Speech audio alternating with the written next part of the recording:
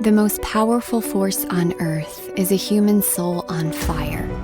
You have a deep ache in your soul for something more, to come alive, to let your passion pour from you like an endless well. When your passion comes alive, the magnificence buried deep inside of you is unleashed. Gifts and talents you never realized surface as your life unfolds like poetry. You can do hard things. I can show you how. This is Thrive Yoga Fit Transformational Coaching, where I teach you how to heal yourself from the inside out. Hey everyone, welcome back to Thrive Yoga Fit Transformational Coaching. This is Erin. So today's podcast, and actually the next 12, I'm going to be going over each of the topics that I cover in my coaching course. My idea with this is that I can help the most people possible, and you can get a sampling of exactly what I teach in my course. So I hope that you enjoy these next 12 podcasts because they're really for you. My idea with creating these tools was that, there's only one of me, and these are the tools that I use with myself and with my clients. So if I can record it, if I can get it on video, if I can find a way to share it with people, then they can use these tools to find greater peace in their lives, solve deep mysteries within themselves, and connect to themselves and their community. So I hope that you enjoy, and let me know if you have any feedback. You can email me, Erin at erincoach.com, and enjoy.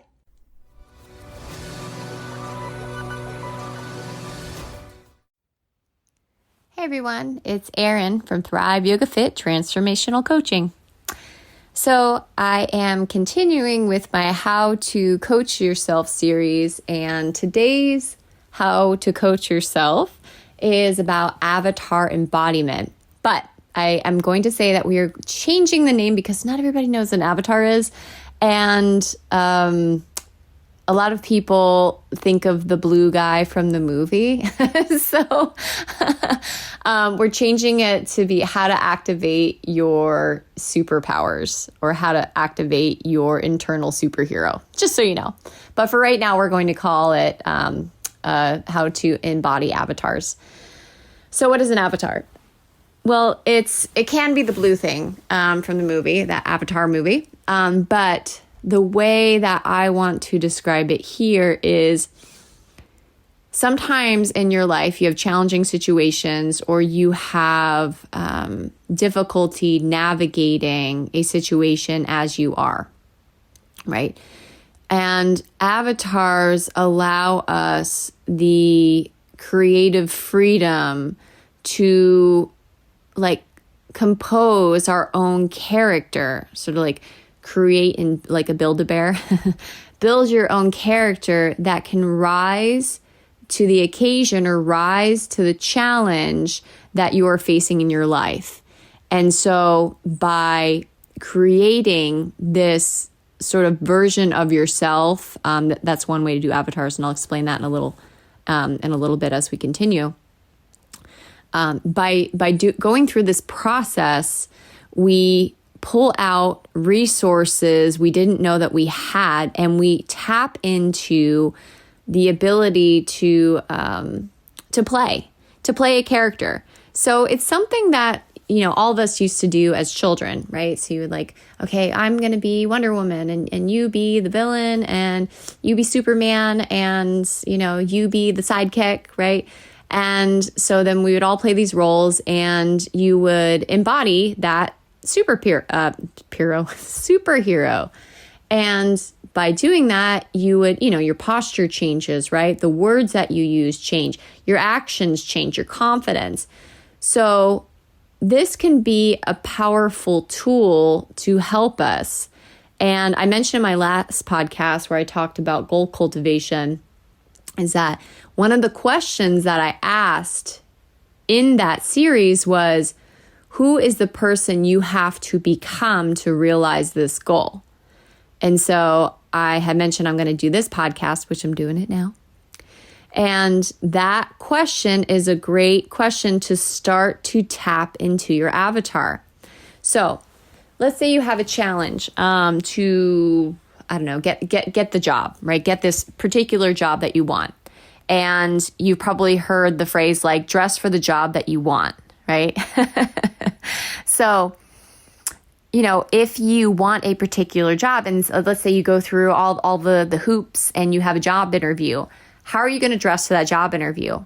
Like, you want to like psych yourself up in a good way to be the person that the description would imply of the person that deserved this job, right? So you're probably going to dress well, right? So let's just say it was like some sort of executive position, right? You would put on a suit, right?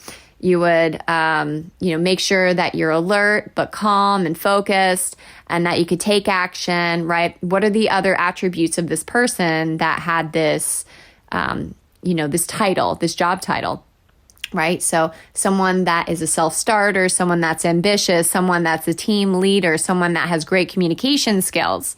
So, those are skills that you will learn along the way, but you have to start somewhere. And if you believe that you are that person, that you can embody that energy, then it will open you up to be able to understand the perspective of that person. Does that make sense? I hope it does. So it's like if you've ever been in a play. I was in 2 school plays. And I had to embody, so I was actually one in college as well. I'll talk about that for a moment. So I was the sister of the main character, and I wanted like all this attention. And so my reasoning, I had to really like get into the character. So my reasoning for getting all the attention was because I wanted to pull it away from my sister, because she had topped me in all these other ways. And so I wanted to, it was sort of like a little despicable, like vicious thing that I was doing, was pulling all the attention away from her on her day. It was like her wedding day in the play. And at the end, like I had this like very mischievous smile, which kind of clued you into, oh, she's not just a victim. It's not just like life is shitting on her. She is a master manipulator. And so I really had to get into that role, and it was a lot of fun, to be honest. I enjoyed it very much. I decided to become an English major after that, though, because I was surrounded by music theater people, and nothing against music theater people. They make the world go round. They're lovely. But when you're in a classroom with 35 of them, it's a little fucking overwhelming, and they're all singing and they're all dancing and they're all just like me, me, me, me, me. So I was like, I think I got to go to the English department and tap into my writing ability. Anyways, so I became that character, and then I started acting like that character, and the words that came out of my mouth and the tone, the intonation, I had embodied that avatar, right? So actors do it all the time, actresses, right? We do it as kids. You can do this, and I've helped so many people step into their power in this way. So like, for example, like the stories that we tell ourselves. So for example, again, you're going for this like big job, but then the stories come up in your brain. That's like, oh, you don't deserve this. Who do you think you are? Blah, blah, blah, blah, blah. Like, you'll never amount to this. Like, there's no way. But if you can embody that person who definitely deserves that job, that has worked hard for that job, and you can create that character and then play them, here's the thing. That character will start to shift your life. That character, you will start to naturally take on the characteristics of that avatar that you developed. It's wild. It's like when a parent models for you, right? So like, parent raises a child, and like, hey, do as I say, not as I do, right? And like, then let's fast forward 10 years. So the kid's 10 years old. There are so many ingrained habits and perspective of reality that you've gotten from your parents. It's mind blowing. And then you get into like your late 20s and 30s and 40s, and you start unpacking it. You're like, what the fuck? So that's how that works. Like, that's how the brain works. It's like you have somebody modeling for you your concept of reality. And when you're a child, you're in this unguarded space. And so you absorb that and you take that with you as you get older. And you just live out your reality unless you start to question things. And that's part of this process of, becoming a life coach and questioning, like, well, how come I think that way? Is that necessarily accurate? Like, how come I have a big explosion when people don't do things my way? So when we start studying ourselves, we realize those imprinted patterns from our genetics, epigenetics, trauma that we've experienced, or ancestral trauma, which, by the way, I did an amazing podcast with Tim Goyech, it was, I think, like 4 episodes back, talking about epigenetics. It will blow your mind. It's a real science, changes your DNA, widely studied. Please check it out.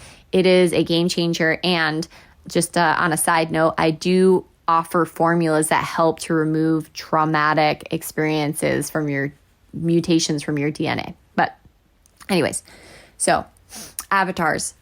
So making sure that you know everything about your avatar and then practice embodying them just like a person would practicing a role for a movie or a play. So getting down to the nitty gritty, what does your avatar look like? Like, what do they look like? Okay. How do they conduct themselves? Like, how do they act? Like, how do they wake up? What's their morning routine? How do they stand? How do they command a room? Are they quiet? Do they have the strong, silent, smile like the Buddha? That's a common one that so many people say to me. It's just it seems to be a pattern. It's fascinating. Do they eat in a certain way? As much as you can about them. Like, what car do they drive? What are the clothes that they wear? And when you get down into body movement patterns, if you think about great actors, they really they'll completely embody to the point where their body language changes, and maybe they're hunched over, or all of a sudden they're super their chest is puffed out and super it changes your nervous system. So you are in a sense, you're casting a magic spell on yourself from all different angles. And that's one of the main things that I teach when we start to get in the more subtle energies in my course. We start with the emotional processing, the clear forming, and then we start to get into this stuff, which is this will get into your subconscious, baby. So what are the thoughts that they have? What's their internal dialogue? Does your avatar wake up and think, man, it's a great fucking day. I'm going to crush this day. It's amazing. I love everyone. You have to practice this. What is their inner dialogue? What is their inner dialogue when they have conflict, right? Is it automatically going into this vindictive state, or being offended or defensive? Probably not something you want to cultivate, but rather maybe your avatar is what is the lesson here? And that's the question they ask during conflict. Or how can I create something beautiful out of this situation rather than feel like a victim? The more that you can ask yourself these questions, the better. And I'm going to ask a few more. How does your avatar feel emotionally on a daily basis? So one of the questions I ask my clients when I'm first getting to know them, when I'm coaching them, is what are your 3 top emotions that you feel the most in any given day? So one might be anxiety is a big one. Anxiety, say contentment, and grief, right? So those might be your 3 top emotions that you feel, or overwhelm is another popular one. So your avatar though, what do they feel? Well, how do you want to feel? So content's a nice one. I want to feel satisfied, and unconditionally loved. Those would be the 3 ones that I would practice. And so, dressing like my avatar, walking like them, practicing their thoughts. It's like you're really getting into character because, your life is the play. And so when you practice this again, you embody it. That's the part that I want to make clear, is it's not just thinky stuff. It is acting. It is imprinting it into your body and taking action from that space. That is one way to embody an avatar, is like to sort of create your own.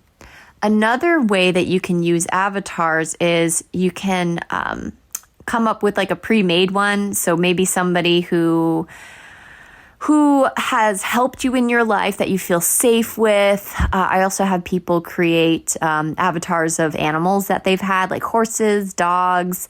I even had one client that had a rabbit. And so sometimes your avatars you can also use to help you travel back into uncomfortable memories or even uncomfortable feelings within yourself. And so you imagine that avatar's with you. So kind of similar process, except for it's not you, but you imagine that avatar's with you like a best friend. So sometimes, again, in childhood, we grow up and some children have an imaginary best friend. I think that I had one. Usually, I think children have an imaginary friend, at least for a little while. Like, you know how to pretend, right? So as adults, we kind of like dismiss this as like, okay, whatever, I don't need that, and I'm an adult. But what are the things you want to hear on a daily basis? Like, if you could make a wish and have some particular sentences repeated in your brain to you from someone that you loved, right? Like your father, mother, maybe this like very nice avatar that we're thinking of. What would they say? And imagine if somebody told you, it doesn't matter what you do, I still love you unconditionally. Like, so think about it for a moment. If somebody said that to you like 20, 30, 40 times a day, how would you feel after a week, 2 weeks, a month, right? What if when you make a mistake, rather than like, why you always do it, and start shaming yourself, rather you had the avatar step in and say, hey, it's going to be okay. Like, it's not the end of the world. Like, you'll be fine. Like, we're going to get through this. Like, you're so amazing. And it's okay to make a mistake. So if we replaced our default dialogue with one of an avatar and really did that work, how would that change us? That is the power of avatar work. It's fucking rad.